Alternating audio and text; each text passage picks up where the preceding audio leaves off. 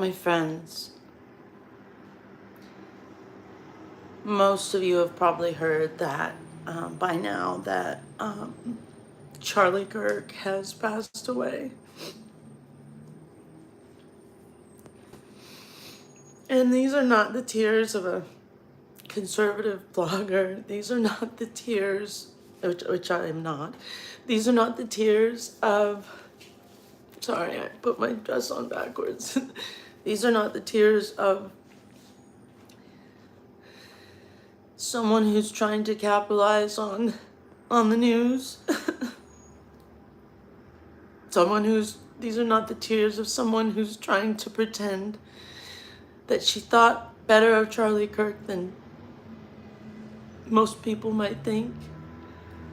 And then she actually had thought of him, that she's more of a fan than she really is, because it's not true. Because the reason that I'm live with you right now is because I genuinely noticed and noted what an amazing service he had already done for the cause of truth and for his country already. Even in 2016, I remember noticing him. Maybe it was 2017, but and he would have been in 2017. Help me out here. He would have been 23. That's when he started everything that he started. I don't know what year he started. What was that speaking event? Turning Point USA, the speaking event. I think it's every fall, if I'm not mistaken. That is attended by absolutely everyone, if I'm thinking of the right one. Tulsi Gabbard went to it after she switched parties, before she endorsed Trump, I think. And this was all due to Charlie Kirk. I think I really noticed him, but I had already heard of him when he was when he had hired Candace Owens after she got really famous by criticizing,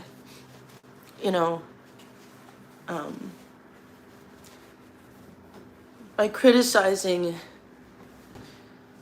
people who commit crimes and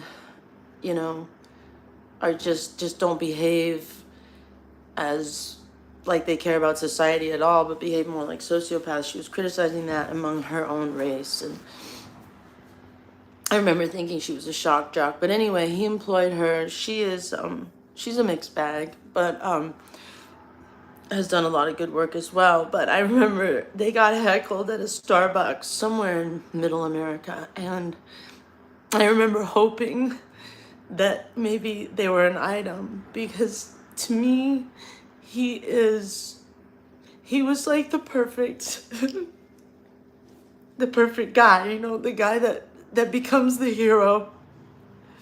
And I didn't want him to be that guy, because I didn't want him to die once I heard he had been shot. Because many times I've shaken my head and said to myself, wow, that guy, he is such a prince and such a catch. That would be my ideal. And not because he's conservative, but because he's smart. He was so smart, and he was humble. And I remember during the pandemic, he held a panel on, I watched it on Rumble, I think, but during the pandemic, he held a panel talking about a certain therapy, which I don't know if I can mention it on this live, but there was a scandal involving Surgisphere. Surgisphere was a total fly-by-night, astroturfed, like, supposed academic publishing company or editor that smeared, this therapy. And I remember Charlie Kirk got to the bottom of it, And the concern that he expressed for his fellow man who had suffered because of this problem, this scandal where the AstroTurf company created a really bad smear campaign. His concern at the fallout from that and the people who died because of it and didn't have to die was so genuine, you know? And that's why I say it's not because he's a conservative, it's because he's a mensch. A mensch. A young mensch. Very much more advanced at such a young age. And I hate it when people say we didn't deserve him or her, but I kind of feel that way.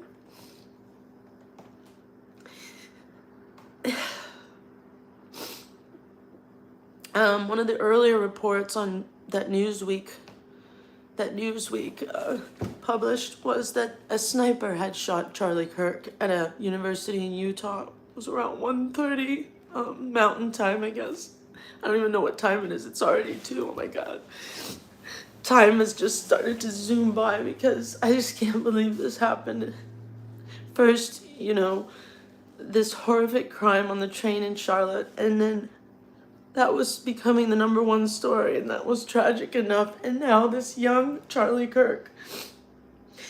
And Newsweek said it was a sniper initially, and then people thought the guy had been caught, but now they're saying it's not really the guy, okay? So I'm giving you valuable updates also. But I need to go pick up my child, but I just want to say that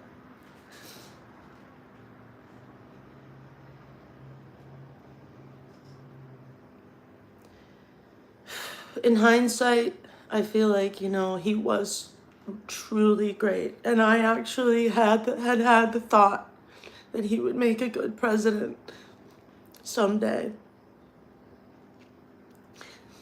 Anyway, I always want people to be an item because I'm a romantic at heart. So that's why I hoped Charlie Kirk was an item with Candace, but then she got engaged a few months later, and then I somehow realized that he had gotten married and he had a couple kids, and he just grew and blossomed. Just like, I never felt angry about anything he said, and I never disagreed with him because he had such nuance and care, and his logical proofs were just that, extremely logical. Like, his mind was so intelligent. It's the type of person that I'm looking for. Like, where are the really intelligent people who have a proven track record and who can talk with other really intelligent people and figure this out? Because everybody tells me I talk above them, and that's fine. If you don't want to read a book, then, you know, fine, but you have to listen to someone, okay? And the journalists that talk about how they're not biased and they're balanced, everybody knows it's a crock, right? But I'm genuinely telling you I have a method for that. And that's how Charlie Kirk was. You can get there through sound reasoning and sourcing. It's just like Stephen Miller said in front of the White House a couple days ago regarding RFKJ.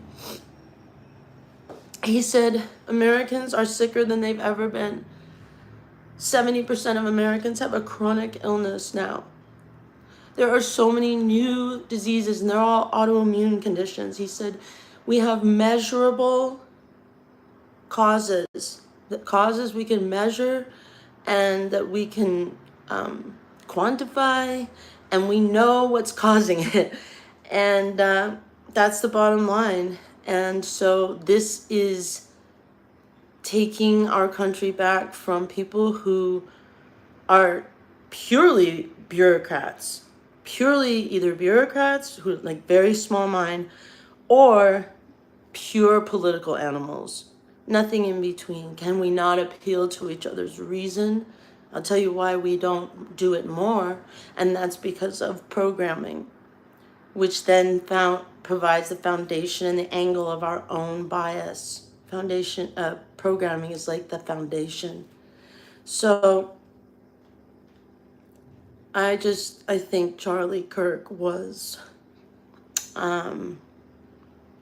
if you really listen to him, you could say, oh, somebody might say he was misogynist. He was not misogynist at all.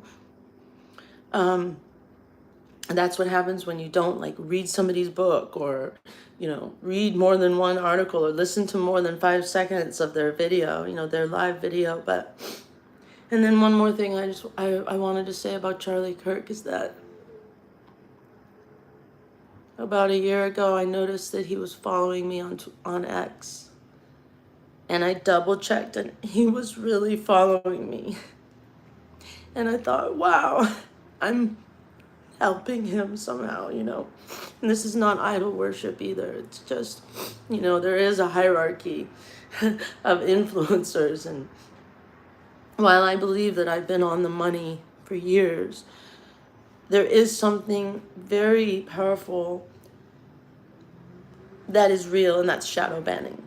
It's real. So some people are so powerful they can get around it. It's like too big to rig, kind of like the election in 2024. So that was Charlie. And I also saw something very recently. Now, take it as you will. It was from some channeled teachings from the 70s, and not my mother, but basically talking about what happens right at the moment of death. And I found it very helpful. Basically, how they say it's harder on the people left behind. Well, that is so true. If this is true, then that's never more true than with that, because apparently instantly there's this feeling of relief at being out of such a small, meat suit. That's not the word that was used, but I like to use it because it makes me laugh. Small meat suit. And you're so much more aware, and you're also kind of disoriented. And that's why some people say we need spiritual guides, and those guides appear in the form of whatever you identified with as your religion, or what you thought in your subconscious might happen in such an occasion. They literally take different forms to make you feel more comfortable. But I like the claustrophobia analogy, and I just feel like he is okay, It was a shock because he was speaking. I saw the video. Sorry, I'm shaking. He was speaking. I could kind of make it out, and it was talking about mass shooters. Pretty sure. Which is a little different. A sniper is different, and, it's just, for so many reasons, this fits a certain pattern of things, but I won't weigh in on that now. In the meantime, just know that Charlie Kirk was a hero. And I'm not just saying that. He literally sacrificed his life, and his precious short life turned out to move the needle of logic and facts, regardless of where those took him. He also gave other people much older than him a platform, and started many, many people's careers. And his heart was big. So I don't think heroes are extinct, and I don't think they're all old.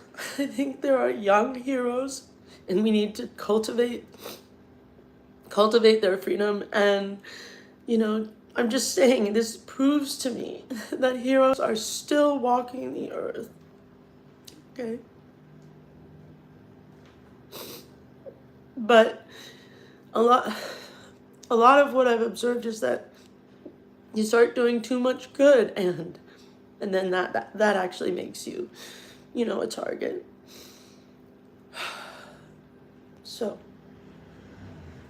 let us all be comforted at the same time that we are profoundly shaken,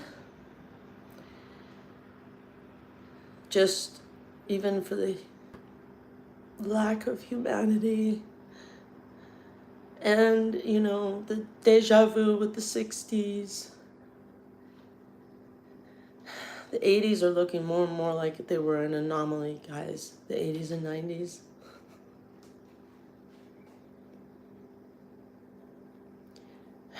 But these are the times that try men's souls. The summer soldier and the sunshine patriot may not rise to the occasion, but the world owes thanks to every man and woman who did rise to the occasion. Thomas Paine, last half paraphrased. And what a time. What a time. Charlie Kirk was standing on the shoulders of John F. Kennedy and Robert F. Kennedy and Martin Luther King Jr. and Malcolm X. Charlie Kirk was standing on their shoulders. It's not about ideology. It's about the intelligence, the strength, and the heart to do the right thing. May we all take that as an example. And God, comfort his family. Angels, please comfort his children and his wife. Try not to let it overwhelm you, okay? I have to do that too as someone who's very empathic. I'll speak to you soon. Okay.